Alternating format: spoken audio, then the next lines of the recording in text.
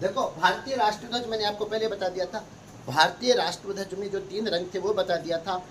अब इसमें देखने वाली बात यह है कि भारतीय राष्ट्रीय ध्वज में जो अशोक चक्र है वो कब अपनाया, ध्यान रखना 22 जुलाई 1947 को।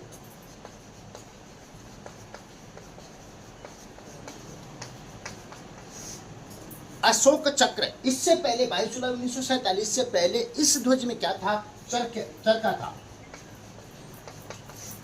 चरखे के स्थान पर 22 जुलाई 1947 को किसको अपनाया, ध्यान रखना अशोक चक्र को, जो सारनाथ के अशोक स्तंभ से लिया गया है। अशोक चक्र को 22 जुलाई 1947 को भारत के राष्ट्रीय ध्वज में अपनाया गया। अब इसका सुझाव किसने दिया, मुख्य बात यह है कि इसका सुझाव दिया किसने, तो इसका सुझाव दिया सुरैया तैयब जी ने।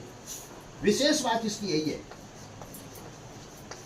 सुरैया तैयब जी जो प्रसिद्ध राजनीतिज्ञ बदरुद्दीन तैयब जी की पत्नी थी, कलाकार थी, इन्होंने सबसे पहले चरखे के स्थान पर, ध्यान रखना अशोक चक्र को राष्ट्रीय ध्वज में अपनाने का सुझाव दिया सुरैया तैयब जी ने। जो किसी को पता नहीं है, ये इतिहास से गायब है, लेकिन सबसे पहला सुझाव दिया था सुरैया तैयब जी ने।